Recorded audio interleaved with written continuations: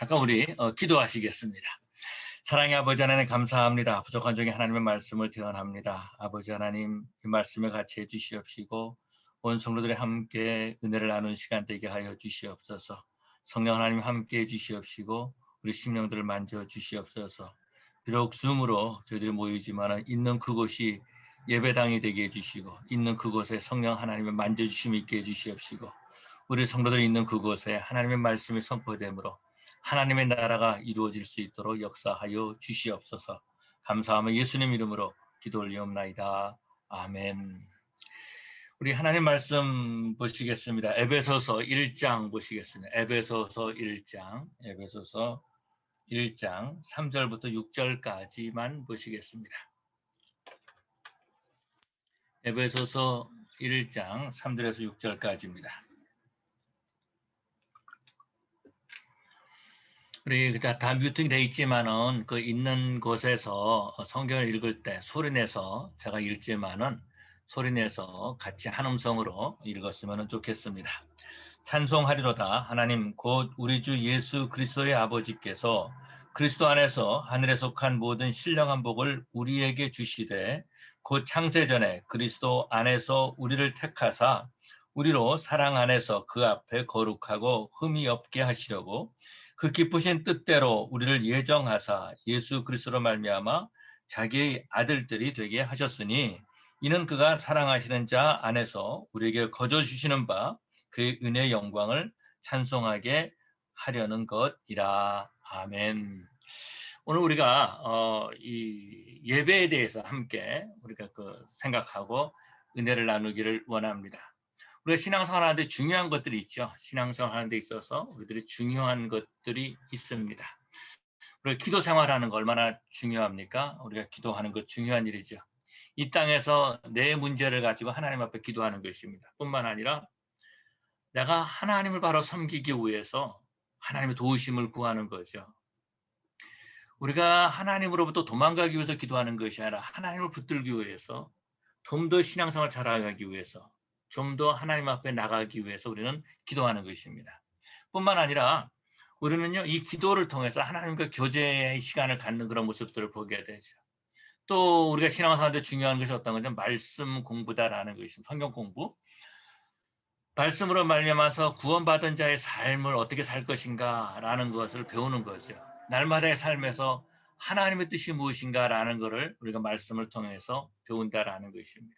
그 다음에 또 중요한 것이 있다면 아마 전도하는 그런 일일 것입니다. 제가 한번 여러분들이 다 뮤팅돼 있어서 대답을 해도 내가 못 듣지만은 한번 물어볼게요. 그래도 예수님을 증거하는 거 전도인데요. 전도하기 위해서 세 가지가 충족돼야지 전도할 수 있다라는 겁니다.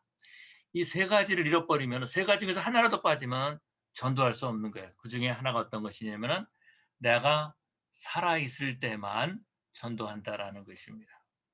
내가 살아있을 때만. 또 두 번째는 어떤 것이냐면은 전도 대상자가 살아있을 때 전도할 수 있는 거예요. 전도 대상자가 살아있을 때. 그런데 나도 살아있고 전도 대상자도 살아있는데 또 뭐가 안 되냐면은 예수님이 오시면은 전도할 필요가 없는 거예요. 그때는. 모든 것이 다 끝난다라는 겁니다. 그러니까 예수님 오시기 전에 내가 살아있을 때 전도 대상자가 살아있을 때 우리는 전도할 수 있는 거죠. 나는 나중에 전도해야 되겠다라고 하는데 그 나중이 언제 될지 모른다라는 거죠. 또 우리가 신앙생활 하는 데 있어서 중요한 것은 봉사하는 것, 또 친교하는 것.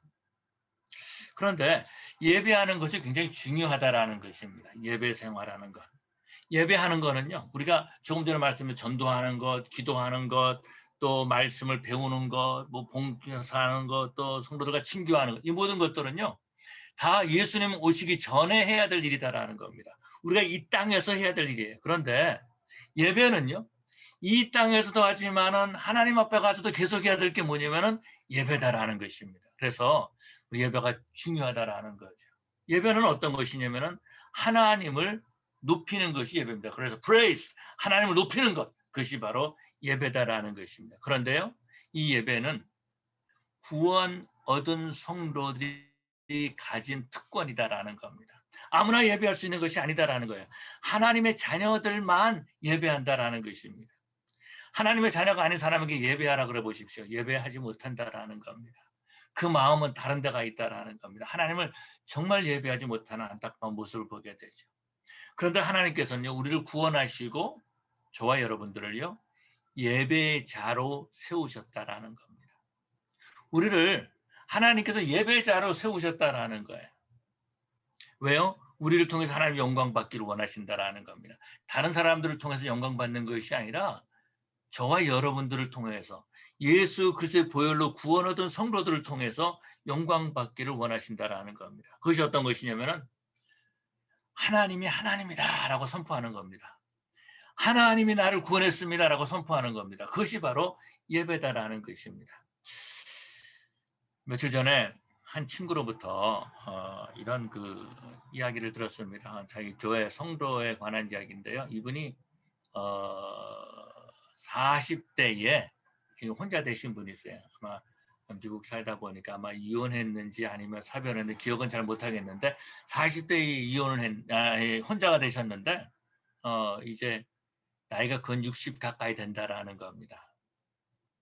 그런데 이분이 재혼하고 싶다는 말을 계속 했다라는 거예요. 그래서 목사님이 물어봤답니다. 그러면은 어떤 여성을 원하십니까? 이렇게 물어봤더니 그분이 하시는 말씀이 뭐라 그러냐면은 서로 도움을 줄 수 있는 그런 사람이면 좋겠습니다. 그렇게 말했다라는 거예요. 그러니까 그 목사님이 하시는 말씀이 그럼 당신 재혼 못합니다. 재혼 못합니다. 그렇게 말했다라는 거예요. 왜 재혼 못하느냐? 서로 도움을 줄 수 있는 사람이 아니라 성도님이 사랑하는 사람을 찾아야 됩니다. 라고 말했다라는 것입니다. 그러면서 했던 말이 뭐냐면은 자신이 누구인지를 바로 알아야 됩니다. 그렇게 말했다라는 거예요. 왜냐하면은 목사님이 봤을 때에 그분은 일정한 직업을 가지고 계신 분이 아니세요. 그리고 또 가족을 돌볼 만한 어떤 힘이 없다라는 것입니다. 그러니까 서로 도움을 줄 수 있는 사람은 어떤 사람이냐면은 자기를 그냥 이렇게 결혼해가지고 먹여 살릴 수 있는 사람, 이런 사람을 생각하고 있다라는 거. 그러니까 목사님이 그러면은 결혼 못합니다. 라고 말했다라는 겁니다. 여러분, 우리가요, 내가 누구인지 바로 알아야 된다라는 겁니다. 이것이 뭐냐면은 정체성이다라는 거예요. 오늘 성경 본문에서 보니까 3절에 이렇게 말씀하고 있습니다. 뭐라 그랬냐면요. 찬송하리로다 하나님 곧 우리 주 예수 그리스도의 아버지께서 그리스도 안에서 하늘에 속한 모든 신령한 복을 우리에게 주시되라고 말씀하고 있습니다. 하늘의 신령한 모든 복을 우리에게 주셨다. 그래서 저와 여러분들은 어떤 사람들이에요? 복받은 사람들이다라는 겁니다. 여러분들 한번 아무도 옆에 없어도 괜찮으니까 아무도 안 들어도 괜찮으니까 그렇게 한번 선포해 주시기 바랍니다. 나는 복받은 사람이다 라고 한번 선포해 주시기 바랍니다. 나는 복받은 사람이다. 한 번만 더. 나는 복받은 사람이다. 예, 우리는 복받은 사람이다라는 겁니다. 어떤 복을 받았느냐? 신령한 복을 받았다라는 신령한 복. Spiritual blessing in Christ. 신령한 복을 받았다라는 겁니다. 그런데요, 이 신령한 복을 받은 사람이 원망하면서 살아가는 거죠. 그래가지고 뭐 세상을 원망하고 또 이민교회에서 만만하면 목사 원망하고 말이죠. 또 자기 어머니를 원망하는 사람도 있어요. 그래서 어머니 왜 나를 낳으셨나요? 뭐 그렇게 말하는 사람들도 있죠. 그런데 성경에서도 보면 그렇게 하나님의 칭찬을 받았지만 원망한 사람이 있었다라는 누구냐면은 욥이다라는 겁니다. 욥이요. 너무너무 힘드니까 차라리 내가 태에서 나오지 않았더라면 그렇게 말하고 있는 것을 보게 됩니다. 욥기 3장 11절에서부터 보니까요. 어찌하여 내가 태에서 죽어 나오지 아니하였던가? 어찌하여 내 어머니가 해산할 때에 내가 숨지지 아니하였던가? 어찌하여 무릎이 나를 받았던가? 어찌하여 내가 젖을 빨았던가? 그러면서 자신의 삶을 불평하고 원망하는 그런 모습들을 보게 되죠. 얼마나 힘들면은 얼마나 고통 가운데 있었으면 그렇게 원망했었겠습니까? 그런데요. 우리가 이민생활하면서 우리가 날마다 겪는 일들 때문에 우리 자신을 원망할 때가 있다라는 겁니다. 그러면서 어떻게 우리 가치를 떨어뜨린다라는 거예요. 그래도 우리는 어떤 사람이에요? 하나님의 복받은 사람들이다라는 겁니다. 사람들은 그런 생각을 가져요. 뭐냐? 내가 복을 받았으면 내 비즈니스가 잘 돼야 될 것 아니냐? 내가 복을 받았으면 내 자녀들이 잘 돼야 될 것 아니냐? 내가 복을 받았으면 건강해야 될 것 아니냐? 그렇게 말하고 있다라는 겁니다. 그런데 지금 이 사도 바울이 말하는 복은 어떤 것일까라는 것입니다. 바로 그것은요. 오늘 본문에서 말씀하시 이렇게 말씀하고 있습니다. 6절에 보니까 이는 그가 사랑하는 자 안에서 우리에게 거저 주시는 바 그 은혜의 영광을 찬송하게 하려는 것이라. 우리를 구원하셨다라는 겁니다. 그런데 구원하셨는데 어떻게 구원하셨냐면은 4절에 보니까는요.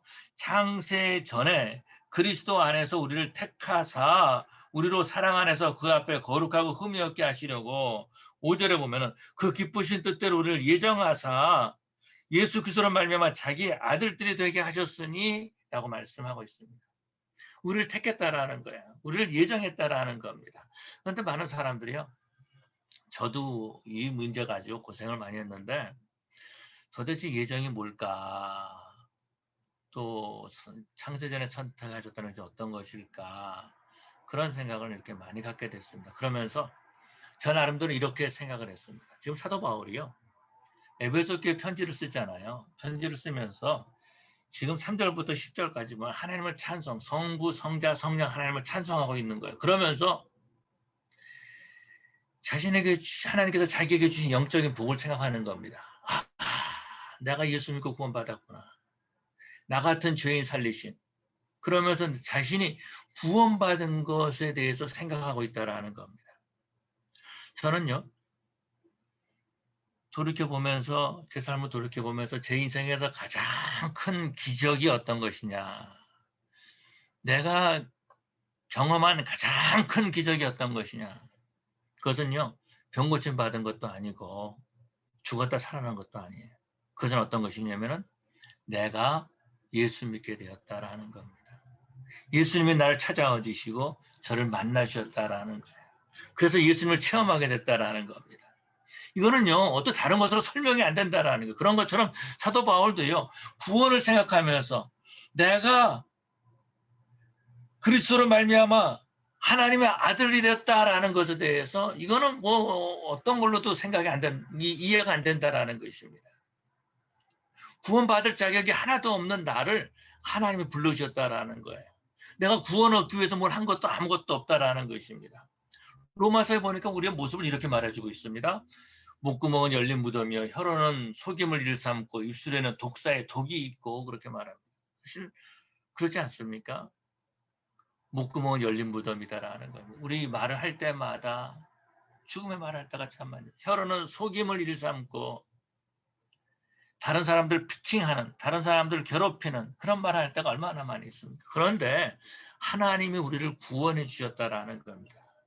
예수 믿게 된 것이 다른 거 설명이 안 된다라는 거예요. 그런데 한 단어로 딱 설명이 되는데 그것이 어떤 것이냐면은 하나님이 나를 예정해 줬구나라는 것입니다.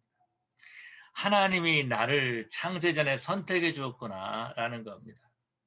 이 구원이 나에게 근거한 것이 아니라 하나님께 있구나 이 근거가라는 것입니다. 그러다 보니까 하나님을 찬양하지 않을 수 없는 거예요. 그러다 보니까 구원의 감격을 노래하지 않을 수 없다라는 것입니다. 여러분 기억하시기 바라면 내 삶이요. 우리 어머니가 나를 이 땅에 태어나게 하심으로 시작된 것이 아니라 그 이전에 하나님께서 내 삶을 시작하셨다라는 겁니다. 태초에 오늘 본문에서 보니까 뭐를 말씀해 주고 있어요? 창세전에 나를 예정하셨다라는 겁니다. 그래서 우리가 예수 믿게 됐다라는 거예요. 그래서 그러면 하나님께서 왜 우리를 창세전에 택하셨을까라는 것입니다. 그것은요. 거룩하고 흠이 없게 하시려고 은혜의 영광을 찬송하게 하려는 것이라. 찬송하기 위해서 우리를 구원하셨다라는 겁니다.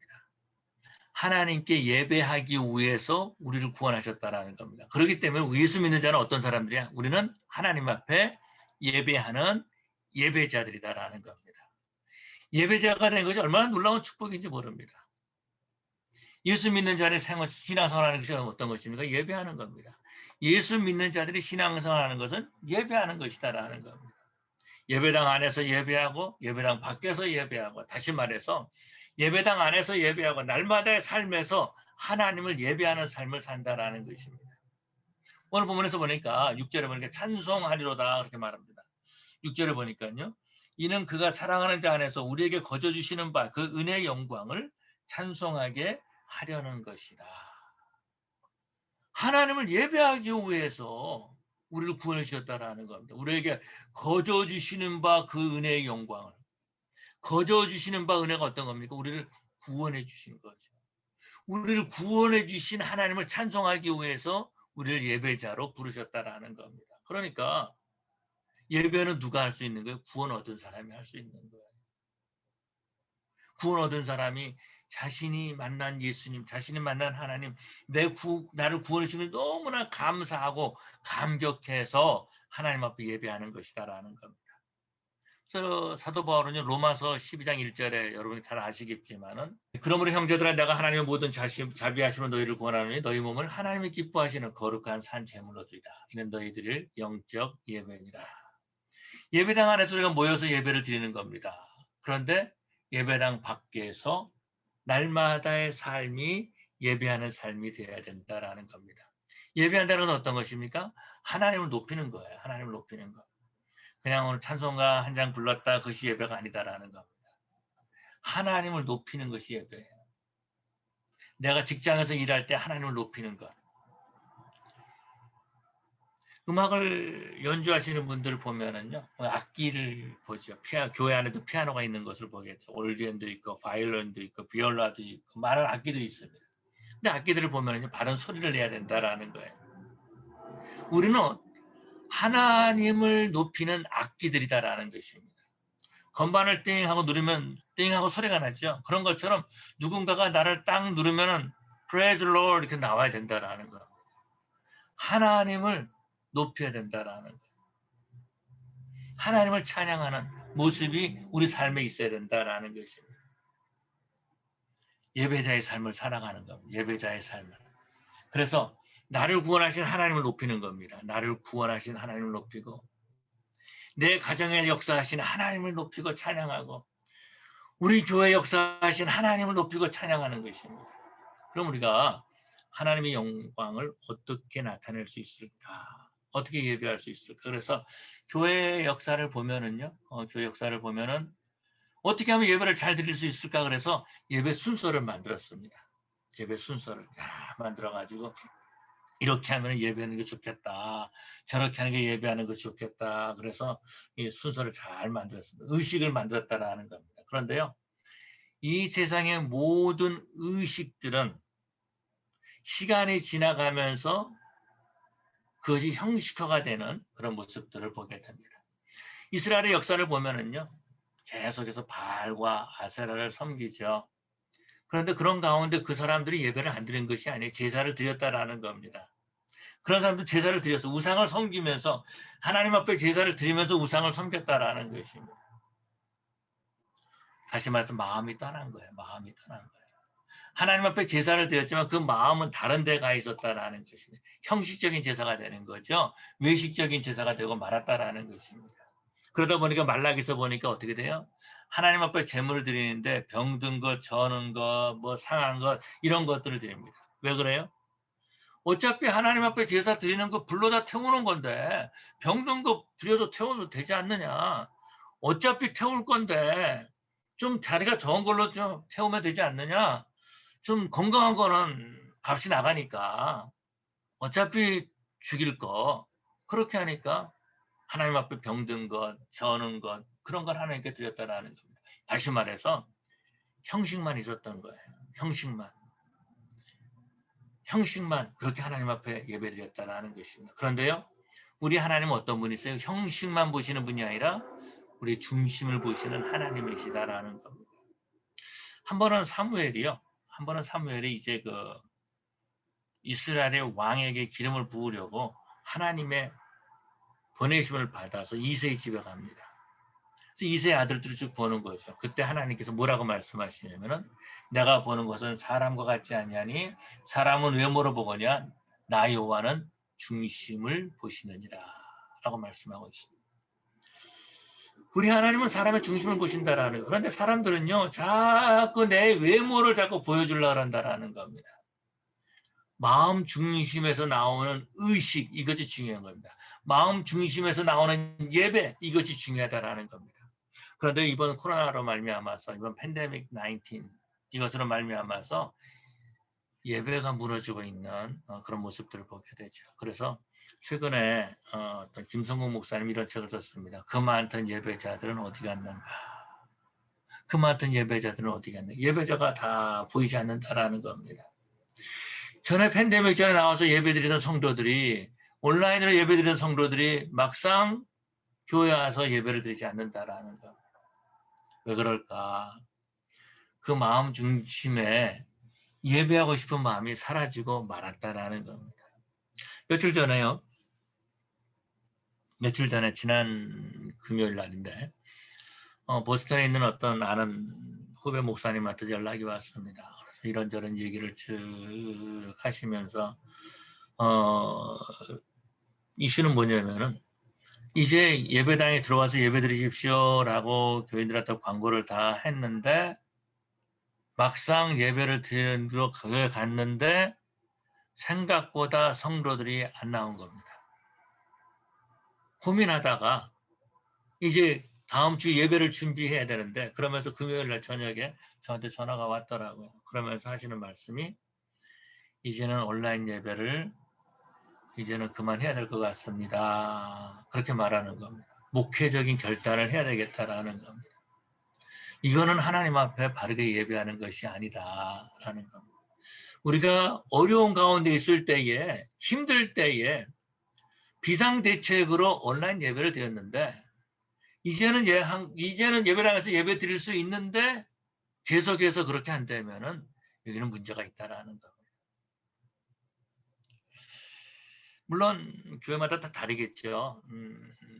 2세 목회를 하고 있는 친구 목사님이 그런 얘기를 하시는 거예요. 자기네는 온라인 예배를 계속 해야 된다. 왜냐하면은 온라인 예배를 했더니 보스턴에 있는 옛날 교인도, 샌프란시스코에 있는 교인도 들어온다서 예배 드린다라는 겁니다. 그래서 예배 드리는 그런 모습들을 봤습니다. 우리 교회에서도요. 처음에는 유튜브로 성경 공부를 했습니다. 그래가지고 그걸 이제 다 올렸어요. 올렸더니 조회수가 많아지는 거예요. 우리 교인 수보다 더 많은 거예요. 야, 좋다 그랬는데 유튜브에 들어가서 보니까 머무는 시간이 많지 않은 거예요. 머무는 시간이. 그러니까는 그 성경 공부를 끝까지 다 참석을 안 하고 그냥 중간에 조금 들어왔다가 그냥 나가는 거예요. 그래서 이건 아니다 싶어가지고 유튜브를 없애고 그 다음에 줌으로 이렇게 예배를 이렇게 성경 공부를 했습니다. 지금처럼 이렇게 얼굴을 보면서 이렇게 성경 공부를 했어요. 그랬는데 유튜브로 이렇게 그 녹화된 거를 보셨던 분들이 그러는 거예요. 줌에 참여하지 않고 나중에 목사님 안 돼요라고 연락이 오는 겁니다. 아니 그거는 예배 시간을 자기 마음대로 정하는 거예요. 그건 아니죠. 교회가 예배 시간을 정했으면 그 시간에 함께 모여서 예배드려야 된다라는 것입니다. 또 우리 교회에서는 새벽 기도회를 줌으로 같이 이렇게 했습니다. 줌으로 해서 새벽 기도회 여러분처럼 이렇게 새벽 기도 이제 할 때 줌으로 하는데 지금 이렇게 그 얼굴 영상 안 보이시는 분들처럼 영상 안 보이시는 분들처럼 그냥 그렇게 틀어만 놨어요. 그런데 이분이 이 뮤팅도 안 해놓으신 거예요. 뮤팅을 안 해놓고 어떤 분이 그 비디오만 이렇게 딱 이렇게 닫아놨어요. 근데 한참 설교를 하고 있는데 갑자기 코 고는 소리가 막 들리는 거예요. 코 고는 소리가. 그러니까 누워가지고서는 그냥 셀폰으로 이렇게 이제 줌에 들어와가지고 있다가 너무 피곤해서 주무셨던 것 같아요. 그래서 이건 아니다 싶어가지고 이제 더 이상 줌으로 우리 교회는 줌으로 이제 하지 않았습니다. 사람마다 다 다르죠. 교회마다 형편이 다르지만은 예배를 살리기 위해서 저도 목회적 결단을 그렇게 했습니다. 코비드 19을 통해서요, 이 예배를 통해서 알고가 갈라지는 그런 모습들을 보게 됩니다. 예배에 대한 어떤 마음을 가지고 있는가라는 거죠. 온라인으로 예배 드릴 수 있어요. 뭐 누워서도 예배 드릴 수 있어요. 집에서도 공원에서도 우리가 예배 드릴 수 있다라는 겁니다. 그런데 하나님의 은혜, 나를 구원하신 하나님의 은혜에 대해서 생각할 때는요. 내가 어떻게 하면 예배를 잘 드릴 수 있을까? 라고는 그런 마음을 나온다라는 겁니다. 그래서 예배당에 나와서 예배 드리는 거예요. 그래서 예배당, 우리가 보통 교회라고 말하지만 그 건물은 예배당이라 그렇게 말합니다. 예배를 드릴 수 있는 장소로 지은 거예요, 건물을. 그래서 교회들마다 어떻게 하면 예배를 잘 드릴까? 사운드 시스템도 준비해 놓고 앞에다가 또 뭐 프로젝트도 놔두고 강대상도 놔두고 또 의자도 편안하게 앉아서 예배 드릴 수 있도록 다 해놨다는 겁니다. 예배 드리기 위해서 하는 거. 그렇기 때문에 정말로 예배를 간절히 드리고 싶은 마음 그런 사람은요. 교회로 나와서 예배 드린다라는 예배당에 나와서 예배 드린다라는 겁니다. 그래서 지금은 어떠냐? 예배가 회복될 때라는 것입니다. 지금은 예배가 회복될 때예요. 무너진 예배를 다시 세울 때라는 것입니다. 제가 동부에서 목회할 때에 제가 펜실베니아에서 목회를 했었거든요. 공부를 하면서 어렸을 텐데 한 30대 초반에 지금 우리 윤목 목사님보다도 한참 어릴 때 거기서 목회를 했는데 거기서 최도영이라고 하는 한 학생이 있었습니다.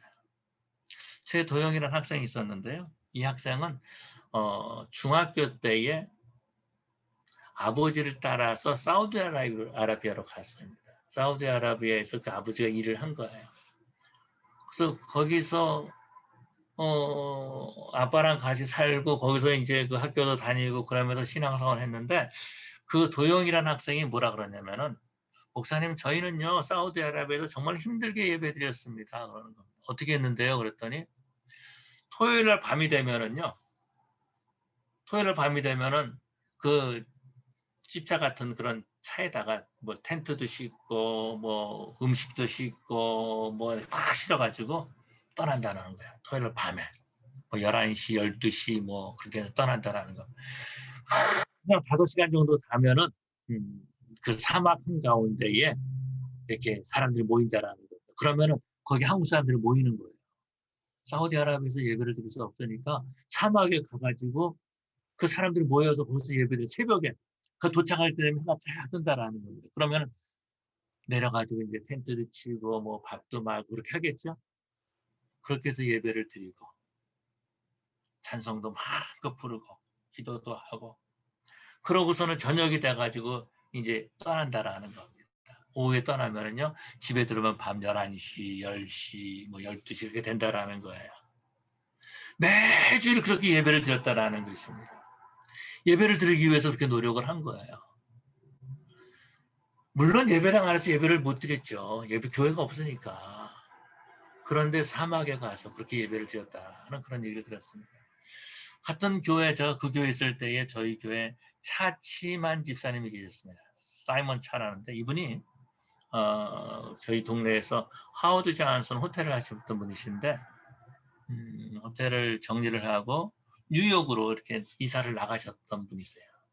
이사를 나가셨는데요.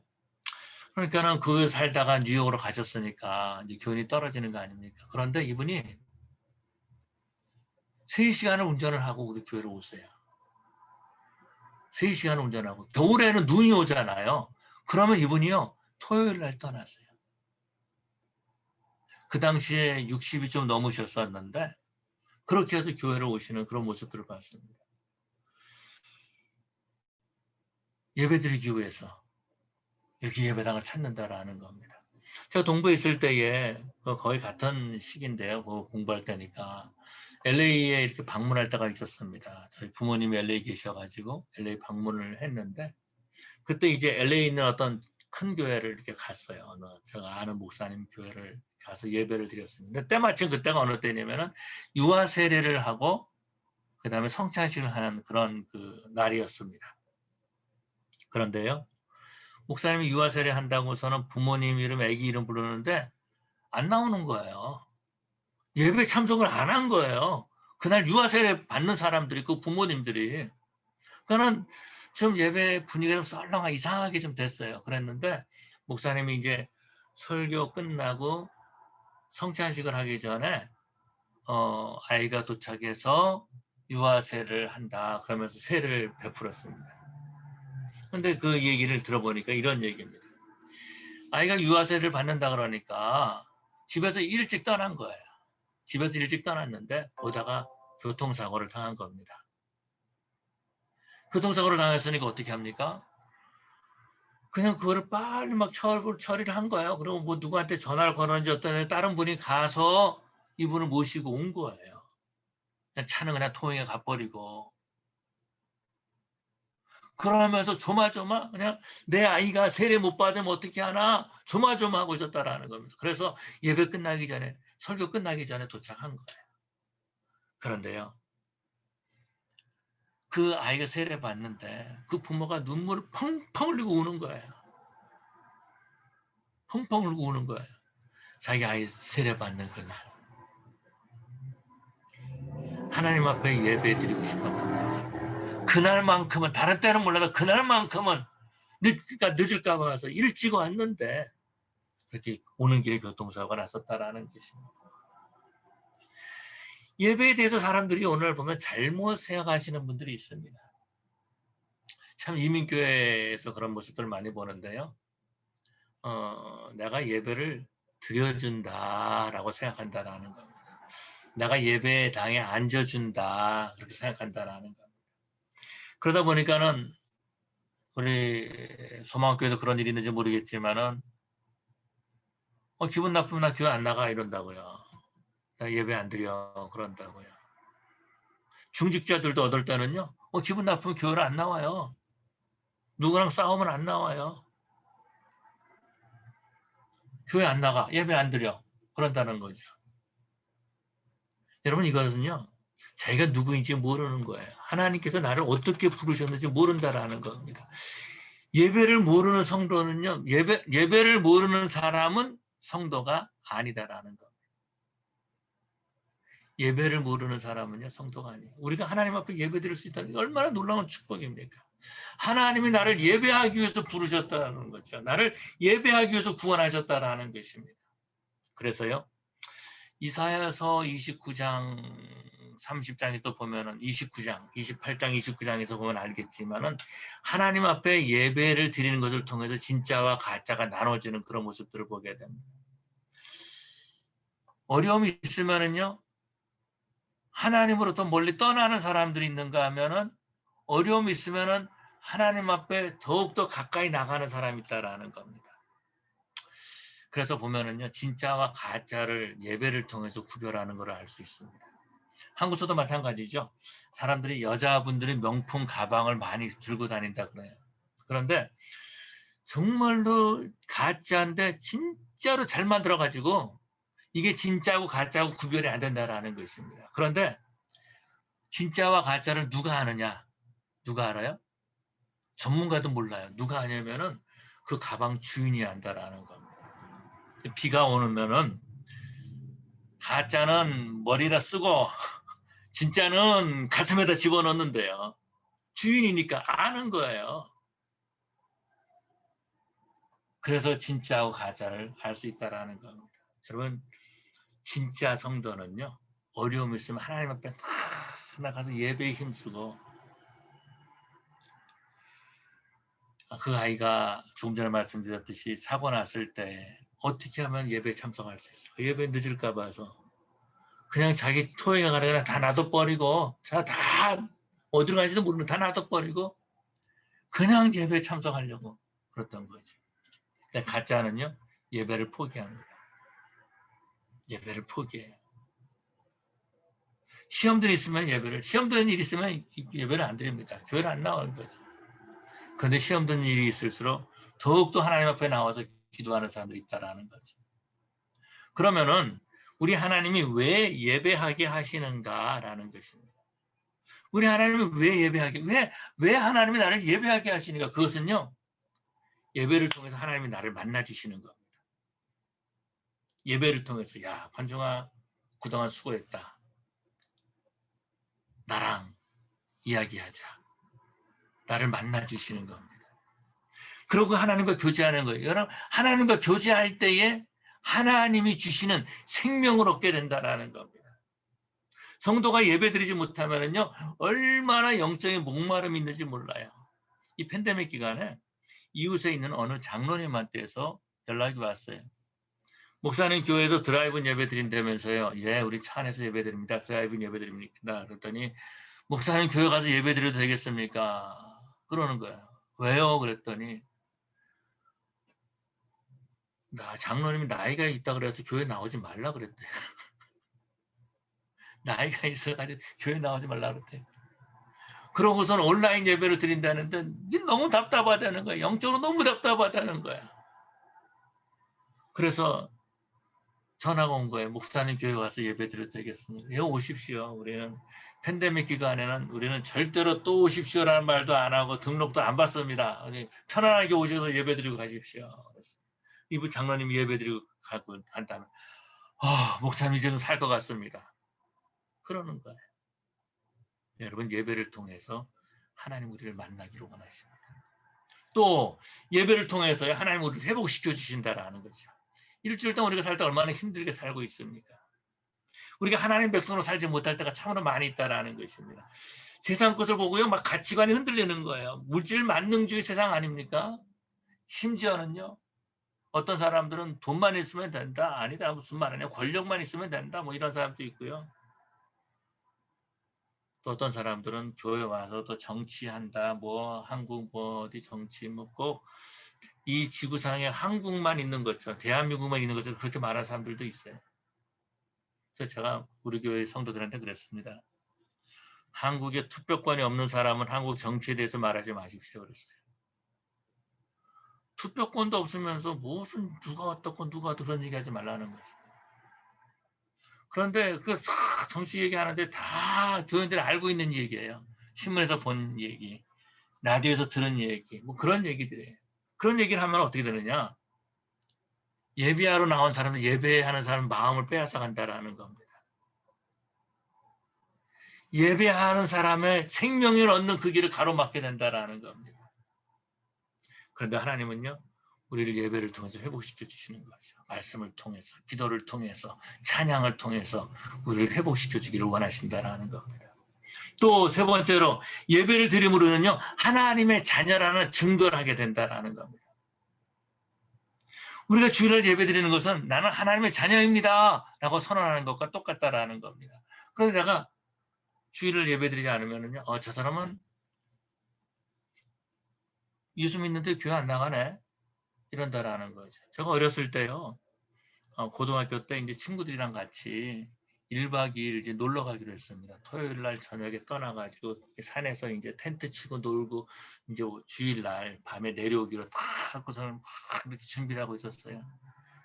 그랬더니 거기 같이 가려고 했던 친구 한 아이가 저한테 그러는 거예요. 관중아, 너는 교회 가야지. 그래서 캠핑 못 가고 교회에 간 그런 일이 있습니다. 내 자신이 나를 잊어버리는 거예요. 내가 교회 가야 되는 걸 잊어버리고 있다라는 겁니다. 우리 하나님께서 우리를 만나 주시고 우리에게 생명 주시고 우리를 회복시켜 주신다라는 거예요. 예배를 통해서. 그래서 여러분 저를 한번 따라해 주시기 바랍니다. 예배에 성공하면 인생 성공한다.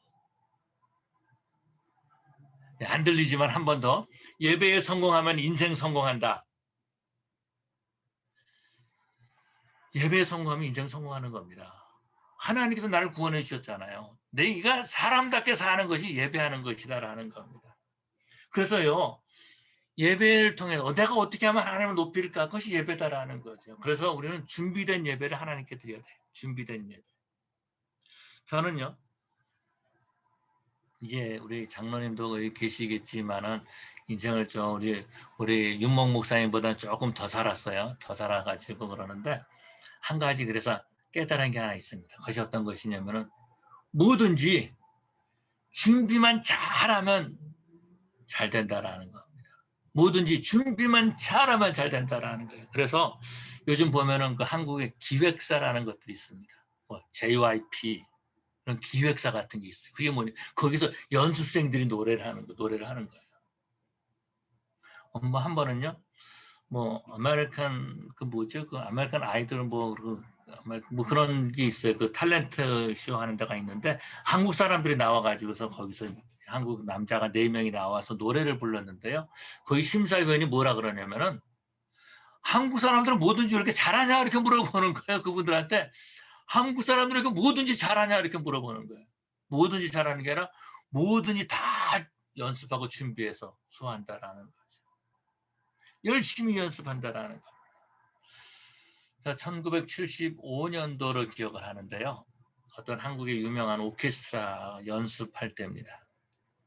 1975년도에 연습할 때인데 그 오케스트라가 이제 그 합주를 할 때 같이 이제 합주하는데 앞에 주의하고 막 그러는데 전기가 나가버렸어요.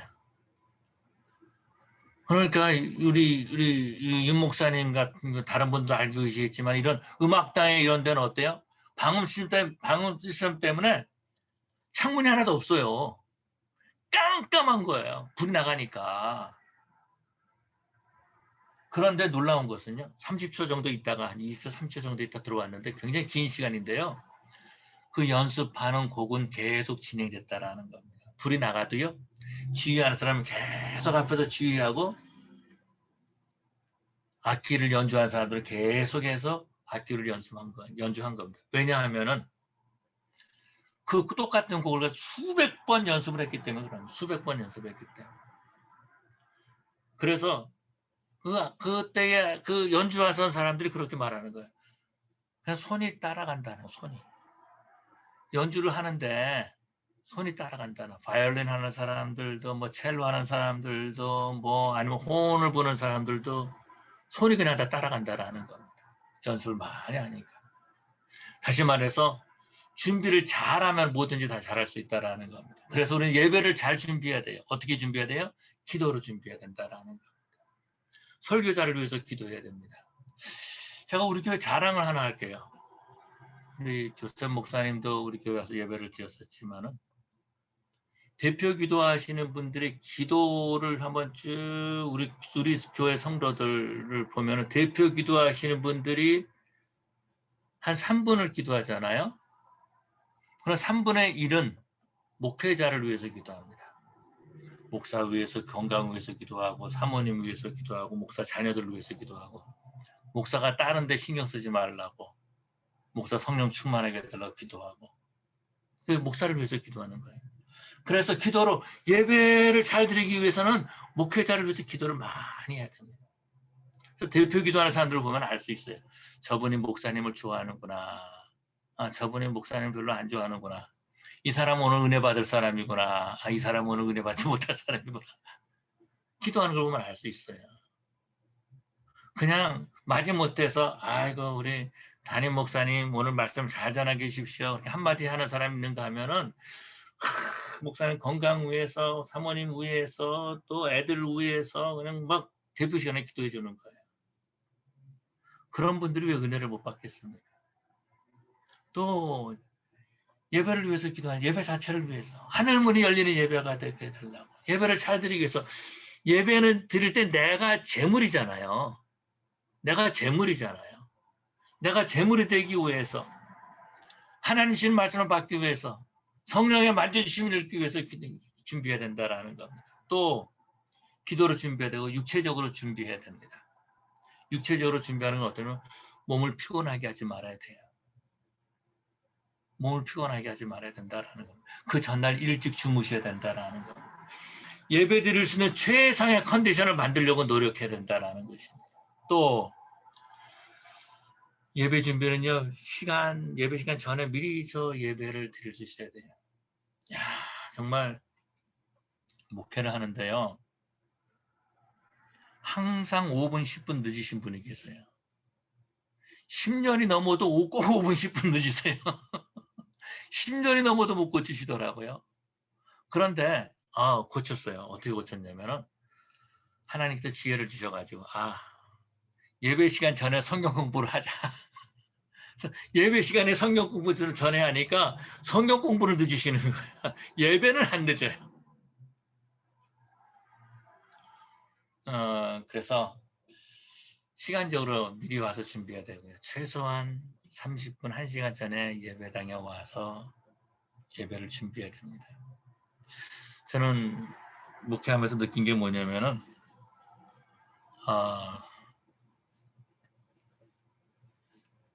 기존 성도들은 늦어요. 근데 우리 교회 처음 나온 사람은 절대 안 늦어요. 처음 교회 오는 사람은 안 늦어요. 그런데 꼭 기존 성도들은 늦어요. 그리고 어떤 사람들은요, 직분자들이 늦는다라는 거예요. 그러면 안 되는 거죠. 늦으면은 예배에 성공할 수가 없다라는 거죠.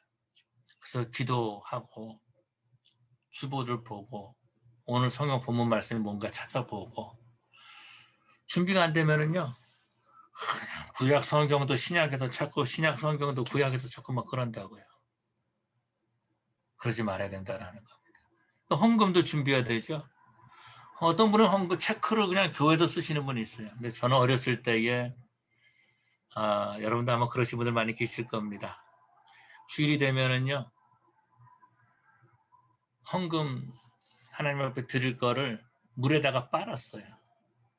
그래가지고 담요에다 놓고 대리미로 데려가지고 그래서 헌금했던 그런 일이 있습니다. 물론 이제 저희 부아버지가 이제 그 은행에 계셨기 때문에 헌금 돈으로 이렇게 새 지폐를 항상 준비해 놓으셨었어요. 그런데 그것이 안 될 때는 급하니까 돈을 빨았어요. 돈을 빨아가지고 대리물에 데려가지고 그래서 했다라는 겁니다. 또 의상도 준비를 해야 된다는, 내일 내가 무슨 옷을 입고 갈 건가. 우리 여자분들 계시겠지만 주일날 시간이 없어서 미장원을 가시는 분들이 계시는데 그거는 예배에 이미 실패한 겁니다. 예배 전에 다른 걸 하려고 그러면 실패한 겁니다. 특별히 여름이 오면 아무 옷이나 입으면 안 된다라는 겁니다. 교회 역사를 보면은요, 주후 4세기 때 로마에 의복 혁명이 일어났습니다.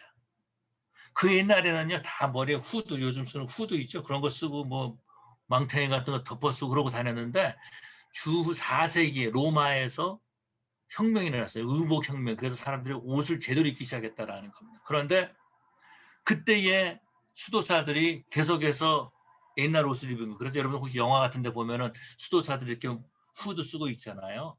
그게 옛날에 있었던 거. 그런 모습들을 볼 수 있습니다. 자, 여러분 한번 더 따라해 주세요. 예배 늦으면 예배 실패한다. 예배 늦으면 예배 실패한다. 늦게 와서 예배 안 된다라는 거죠. 다음에 또 예배는 특권입니다. 예배는 하나님께 드리는 특권입니다. 9시인데 목사님 제가 10분만 괜찮겠습니까? 예, 10분만. 예. 사실은 조금 늦게 시작했거든요. 예, 예배는 특권입니다. 그런데 어떤 사람이요, 그랬대요. 엄마, 나 오늘 교회 가기 싫어요. 그랬대요. 예, 왜 교회 가기 싫으냐? 너 교회 가야지. 예수 믿는 사람인데 교회 가기 싫어요. 나 교회 가기 싫어요. 사람들이 다 나를 미워해요. 장로님도 나를 미워하고요. 찬양대도 보면 화음이 안 맞을 때가 많이 있고요. 정말 나 교회 가기 싫어요. 엄마가 뭐라는지 아세요? 야, 그래도 네가 담임 목사인데 교회 가야지. 그랬다는 거예요. 근데 목사가 되고 난 다음에 좋은 점이 하나 있습니다. 제가 목사가 되면서 좋은 점이 있는데 그것이 어떤 거냐면 예배를 준비한다라는 겁니다. 예배를 준비하는 거예요. 저는 지금도 물론 우리 교회는 예배당이 있으니까 그렇지만은 한 3시간 전에 교회 와요. 예배 드리기 3시간 전에. 그러면은 제가 3시간 전에 오는데 어떨 때는 2시간 반, 좀 늦을 때도 있잖아요. 2시간 반 전에. 그래서 한 7시 한 20분쯤 이렇게 들어오면은 이미 우리 교회 권사님 몇 분 와 계세요. 기도하시는 분도 계시고 부엌 가서 일하시는 분도 계시고 그렇다라는 것입니다. 목사가 된 다음에 좋은 게 뭐냐면 예배를 준비하는 거예요. 예배를 준비하는 거예요. 토요일이 되면 예배에 대한 긴장감이 있습니다. 예배 순서를 미리서 생각하고 머릿속으로 생각하고 설교를 준비하고 성도들을 생각하면서 설교를 준비하고 또 묵상하는 거죠. 이제 소망교회에서 이제 직분자들을 세우실 텐데 권사님, 장로님, 또 안수 집사님 되시는 분들 특권입니다. 어떤 특권이냐면 예배를 준비할 수 있기 때문에 특권입니다. 매 예배 때마다 교회 나오는 거죠. 아무도 말리지 않습니다. 찬양팀도 찬양을 미리 준비해야 되는 거죠. 기도하는 사람도 기도를 미리 준비하죠. 안내하는 사람들도 미리 준비하죠. 음식도 미리 준비한다라는 거. 기도하면서 예배를 준비해야 된다라는 거예요. 그래서 직분자들은요. 예배에 빠지면 안 됩니다. 직분자들은 예배에 빠지면 안 되는 거예요. 그럼 예배 빠진다라는 건 구원받지 못한 사람일 가능성이 있거든요. 그런 사람이 직분자 되면 안 되잖아요. 구원받은 사람은 예배해야 될 사람들이기 때문에 예배 빠지면 안 됩니다. 특별히 모든 예배에 다 참석해야 돼요. 이것이 직분자에게 주어진 특권이다라는 겁니다. 왜 그런지 아세요? 왜 직분자에게 특권인지 아십니까? 헌금은 한 번만 내고 여러 번 말씀 들을 수 있잖아요. 한 번만 헌금 내고 새벽 기도에 와서 기도할 수 있고 수요일 날 기도할 수 있고 주일 날 기도할 수 있고 그렇기 때문에 주일날 한 번 딱 와서 헌금 드리고 가는 사람, 이 사람은 제일로 미련한 사람들이에요. 헌금 한 번 내고 한 번만 예배 드리니까. 그런데 직분자들은 헌금을 한 번만 딱 내고 그 다음에 계속 교회 오잖아요. 여러분들 지금 제가 알기로는 소망교회 미국 교회 빌려서 예배 드리는데 거기 몇 번 쓰자 그러면 돈 달라 그러잖아요. 더 쓰자 그러면은. 안 그렇습니까? 우리가 뭐 주일날도 쓰겠다, 새벽기도 날마다 쓰겠다, 금요일날도 쓰겠다, 뭐 화요일날도 쓰겠다, 목사님 거기서 뭐 사무실 하나 달라고 그러게 거기 있겠다, 막 그러면은 돈도 달라 그럴 거란 말이에요. 그런데 우리 직분자들은요, 한 번 헌금하고 매일 와서 예배드려도 상관없다라는 거죠. 그래서 예배를 잘 드릴 수 있다는 게 특권이다라는 겁니다. 하나님께서 예배할 수 있는 날을 주일을 주셨습니다. 우리는요, 더 예배를 잘 드리기 위해서 노력해야 된다라는 겁니다. 더 예배를 잘 드리기 위해서 노력해야 된다는 거예요. 역대상 6장, 열왕기상 8장에서 보면은 이 솔로몬의 그 성전 봉헌 기도가 나옵니다. 그런데요, 솔로몬의 성전 봉헌 기도에서 볼 수 있는 게 뭐냐면은 이 성전이 기도 장소로 바뀌는 거예요. 다시 말해서요, 솔로몬이 기도할 때 어떻게 이제 봉헌하면서 기도할 때 이 성전에서 기도하면 들어주십시오. 혹시 포로로 끌려갔다 할지라도 저 멀리서 이 성전을 향해서 기도하며 들어주십시오라고 말한 적이 있다는 거죠. 다시 말해서 이 성전은 예배당은요. 예배를 드리기 위한 건물입니다. 예배를 잘 드리기 위한 건물이에요. 우리 교회에서는 14개월 동안 드라이브인 예배를 드렸습니다. 드라이브인 예배를 드릴 때 항상 이제 안에 사람들 잘 안 보이니까 뭐 토요타, 혼다, 현대, GM 뭐 그렇게 보고 예배를 드렸는데 예배당 안에서 예배 드리니까요. 성도들 얼굴 보니까 그렇게 좋은 거예요. 이제 성도들 얼굴 보고 예배 드릴 수 있다라는 거죠. 여러분 우리 소망교회도요. 예배를 회복하시기를 바랍니다. 예배를 회복하시기 바랍니다. 말씀에 순종하는 삶이 예배다라는 겁니다. 예배당에서 예배 드리는데 생명을 거시기를 바랍니다. 예배당에 나가서 예배 드리는데 생명을 거시기를 바랍니다. 그것이 예배에 성공하는 지름길입니다. 예배를 준비하고 예배의 인생을 걸어야 된다라는 거예요. 하나님을 만나는 시간이기 때문에 하나님을 만나는 시간이기 때문에 내 영적인 체험을 얻을 수 있는 시간이기 때문에 그래서 정말 우리 소망교회는 복받은 교회고 복받은 성도들인데 특별히 직분자들은 더 큰 복을 받은 그런 성도들인 줄로 믿습니다. 그래서 예배에 성공하고 하나님을 높이는 데 힘쓸 수 있는 그래서 여러분들이 어디를 가든지 예배하는 어디서든지 하나님을 높일 수 있는 그런 소망교회 성도들 되시기를 간절히 축원합니다. 기도하시겠습니다. 하나님 아버지 감사합니다. 주님께서 저들을 사랑해 주셔서 우리를 예배자로 삼아 주시고 우리를 예배하기 위해서 구원하시고 예배를 통해서 하나님을 만나게 해주시고 예배를 통해서 성령 충만하게 해주시고 예배를 통해서 말씀 주시고 예배를 통해서 우리를 회복시켜 주신 것을 감사합니다.